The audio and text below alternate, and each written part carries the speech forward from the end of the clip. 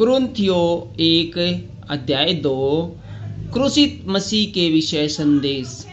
हे भाइयों, जब मैं परमेश्वर का भेद सुनाता हुआ तुम्हारे पास आया तो शब्दों या ज्ञान की उत्तमता के साथ नहीं आया, क्योंकि मैंने ठान लिया था कि तुम्हारे बीच यीशु मसीह वरन क्रूस पर चढ़ाए हुए मसीह को छोड़ और किसी बात को न जानूं।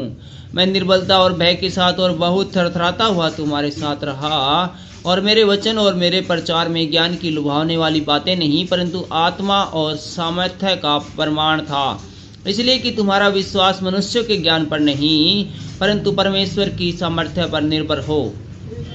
परमेश्वर का ज्ञान।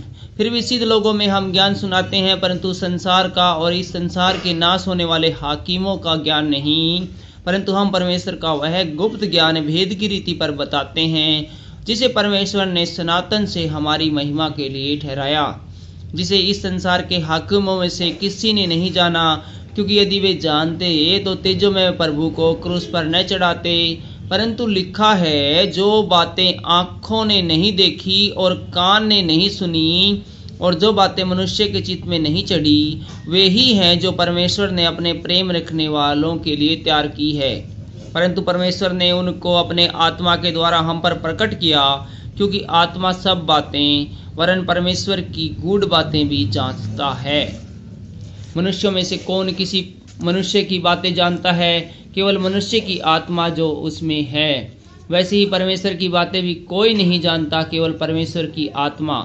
परंतु हमने संसार की आत्मा नहीं, परंतु वह आत्मा पाया है जो परमेश्वर की ओर से है, कि हम उन बातों को जाने जो परमेश्वर ने हमें दी है, जिनको हम मनुष्य के ज्ञान की सिखाई हुई बातों में नहीं, परंतु आत्मा की सिखाई हुई बातों में आत्मिक बातों से मिला कर सुनाते हैं। परंतु शारीरिक मनुष्य परमेश्वर के आत्मा की बातें ग्रहण नहीं करता, क्योंकि वे उसकी दृष्टि में मूर्खता की बातें हैं, और न वह उन्हें जान सकता, क्योंकि उनकी जांच आत्मिक रीति से होती है।